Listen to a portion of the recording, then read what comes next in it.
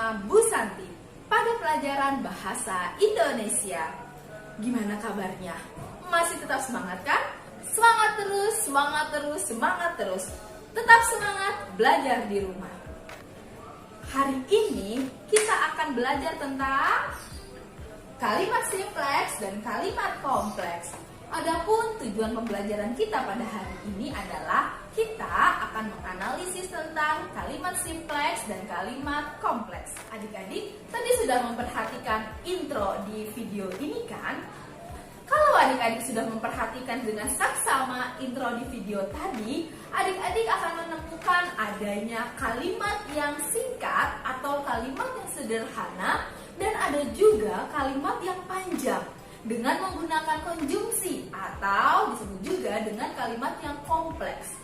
Nah, di intro video tadi merupakan contoh dari kalimat simpleks dan kalimat kompleks. Sekarang kita masuk, apa itu kalimat simpleks? Come on. Kalimat simpleks adalah kalimat yang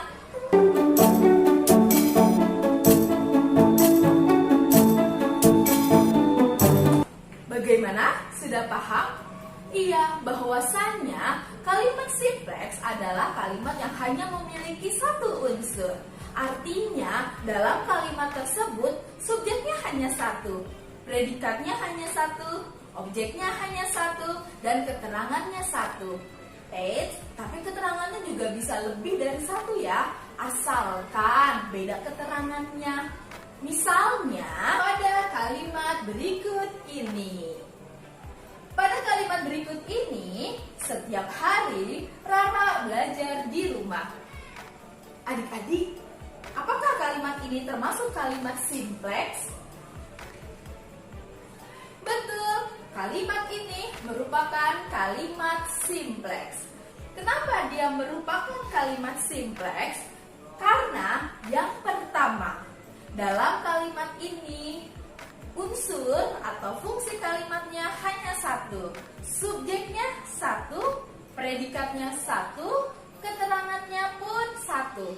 Meskipun di sini ada dua keterangan, tapi seperti kakak tadi telah jelaskan, boleh menggunakan dua atau lebih keterangan asalkan keterangannya berbeda. Di depan pada kalimat ini menggunakan keterangan waktu, sedangkan di bagian belakang keterangan yang digunakan adalah keterangan tempat, setiap hari dan di rumah. Yang kedua, kenapa kalimat ini disebut juga kalimat simpleks? Karena pada kalimat ini tidak menggunakan konjungsi.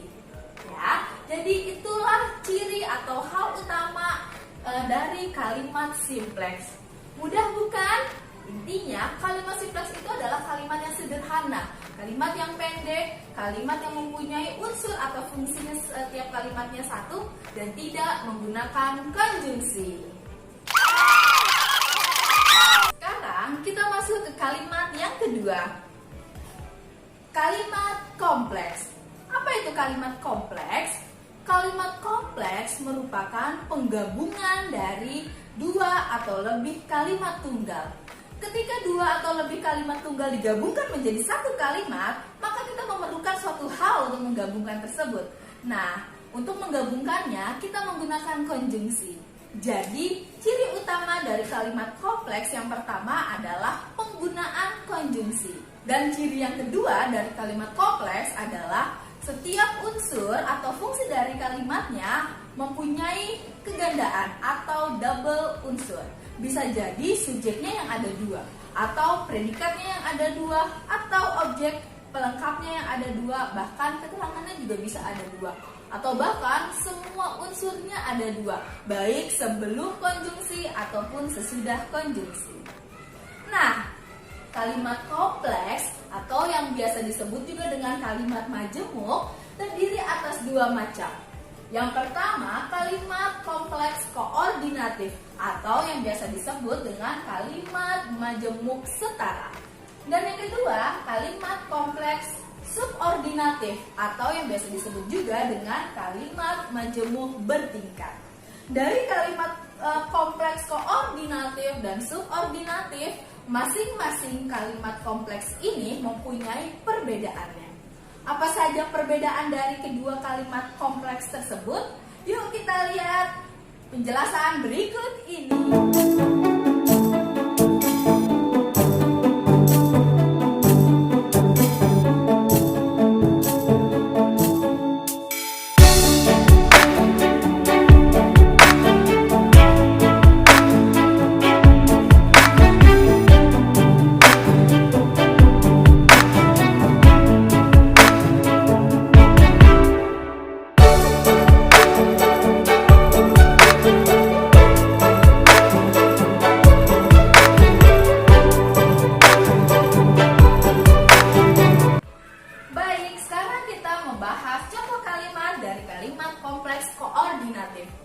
Di sini, kakak sudah mempunyai dua contoh kalimat kompleks koordinatif. Ingat ya, konjungsi pada kalimat kompleks koordinatif diletakkan di bagian berbeda pada unsur kalimat. Bisa diletakkan di subjek, atau di predikat, atau di objek, atau juga di keterangannya. Perhatikan contoh kalimat pertama. Setiap hari, aku dan adikku membaca buku. Pada kalimat pertama ini, konjungsi yang digunakan adalah konjungsi dan. Di mana konjungsi dan ini menyatakan penjumlahan.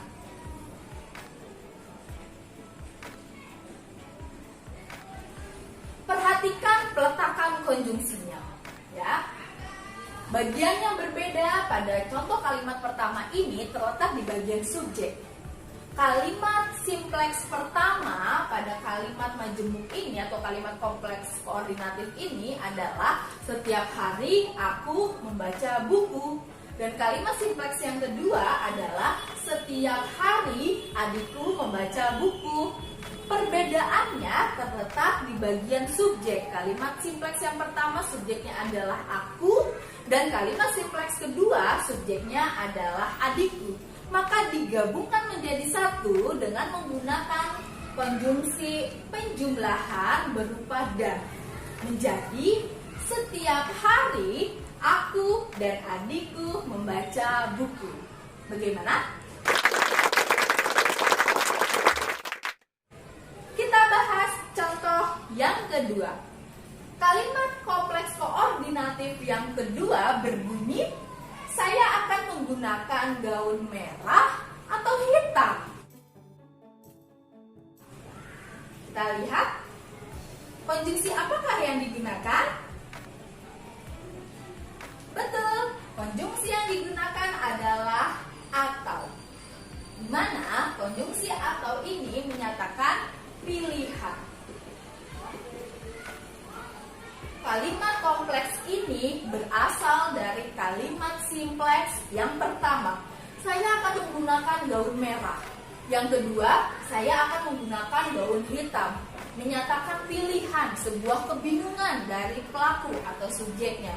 Maka digabungkan menjadi kalimat kompleks koordinatif yang menyatakan pilihan menjadi saya akan menggunakan gaun merah atau gaun hitam atau hitam. Bagaimana adik-adik? Masih bingung mengenai kalimat kompleks koordinatif? Tidak? Oke, kalau tidak kita akan lanjut ke kalimat kompleks subordinatif. Adik-adik, sekarang kita membahas kalimat kompleks yang kedua, yaitu kalimat kompleks subordinatif. Seperti yang telah tadi adik-adik saksikan atau perhatikan bahwa konjungsi pada kalimat kompleks subordinatif terdiri atas beberapa macam. Ada yang menyatakan waktu, ada yang menyatakan sebab, ada yang menyatakan akibat, ada juga yang menyatakan syarat, ada juga yang menyatakan pengandaian, dan lain sebagainya. Selain itu, khusus pada kalimat kompleks subordinatif terdapat anak kalimat dan induk kalimat. Ini adalah hal penting dari kalimat kompleks subordinatif. Penentuan anak kalimat dan induk kalimat. Selain itu, peletakan induk kalimat dan anak kalimat juga bisa diputar balik. Jadi adik-adik harap hati-hati ya. Kita masuk ke contoh berikut ini. Kakak sudah membuat contoh kalimat kompleks subordinatif yang menyatakan syarat dengan konjungsi jika. Kita lihat contoh yang pertama, saya akan liburan jika ujian telah usai. Konjungsi pada kalimat ini merupakan jika yang menyatakan syarat. Ini adalah konjungsi yang digunakan. Dan seperti yang telah tadi kakak jelaskan, bahwa pada kalimat kompleks subordinatif terdapat induk kalimat dan anak kalimat. Cara menghafalnya, jangan sekali-sekali kalian menghafalkan bahwa induk kalimat itu berada di depan, sedangkan anak kalimat itu berada di belakang. Tidak bisa atau tidak berlaku mutlak. Kenapa? Karena bentuk kalimatnya bisa diubah. Tapi yang adik-adik cukup hafalkan hanya satu, bahwa anak kalimat terletak setelah konjungsi. Anak kalimat terletak setelah konjungsi. Berarti pada contoh kalimat pertama ini anak kalimatnya adalah, konjungsinya adalah jika. Maka anak kalimatnya adalah, betul, ujian telah usai. Ini adalah anak kalimat. Sedangkan bagian di depan konjungsi ini adalah induk kalimat. Memang pada contoh kalimat pertama ini anak kalimat berada di belakang. Tapi seperti yang telah kakak katakan tadi, tidak bisa berlaku mutlak. Karena khusus pada kalimat kompleks subordinatif, pola kalimatnya bisa diputar balik atau diubah. Maka yang dihafalkan adalah anak kalimat terletak setelah konjungsi. Kita lihat pada contoh kalimat kedua. Jika ujian telah usai, saya akan liburan. Konjungsinya adalah jika. Menyatakan syarat. Ini adalah konjungsi. Yang pertama, konjungsinya berada di tengah sebagai pemisah antara induk kalimat dan anak kalimat. Yang kedua, konjungsinya berada di awal. Maka setelah konjungsi, ujian telah usai, ini adalah anak kalimat, tepat sekali. Kemudian dipisahkan oleh tanda baca koma. Saya akan liburan adalah ya, induk kalimat. Perhatikan ya adik-adik, pada kalimat pertama yang memisahkan antara induk kalimat dan anak kalimat adalah konjungsi. Sedangkan pada contoh kalimat yang kedua yang memisahkan antara anak kalimat dan induk kalimat adalah tanda baca koma. Jadi penggunaan tanda baca koma pada peletakan setelah anak kalimat yang di awal kalimat itu adalah wajib. Kalau tidak ada tanda koma ini, maka tidak ada pemisah antara anak kalimat dan induk kalimat. Bagaimana adik-adik? Sudah paham? Atau masih mau contoh lagi? Oke, baik. Kakak akan memberikan satu contoh lagi. Kita masuk contoh yang kedua ya. Perhatikan. Di sini, pada contoh kedua, kakak menggunakan konjungsi ketika. Konjungsi ketika adalah konjungsi yang digunakan pada kalimat kompleks subordinatif menyatakan keterangan waktu. Contoh kalimat yang pertama. Ketika hujan deras, adik sedang di pasar. Konjungsinya berada di awal, yaitu ketika. Ini adalah konjungsi. Maka setelah konjungsi adalah, ayo bersama-sama kita sebutkan, setelah konjungsi adalah ya, anak kalimat. Ya, dan setelah tanda koma berarti ini adalah induk kalimat. tepat sekali. Mudah bukan? Contoh yang kedua.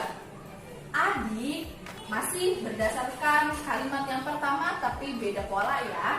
Adik sedang di pasar ketika hujan deras. Konjungsinya ketika. Ini adalah konjungsi menyatakan waktu. Maka di bagian depan ini adalah betul induk kalimat. Sedangkan setelah konjungsi adalah betul ini adalah anak kalimat. Bagaimana adik-adik? Mudah bukan? Itulah pembahasan tentang kalimat kompleks subordinatif. Yang di dalam kalimat kompleks subordinatif terdapat anak dan induk kalimat. Enak bukan belajar di rumah?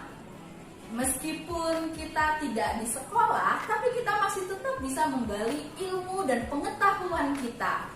Jadi, jangan pernah putus asa belajar di rumah. Tetap semangat belajar di rumah.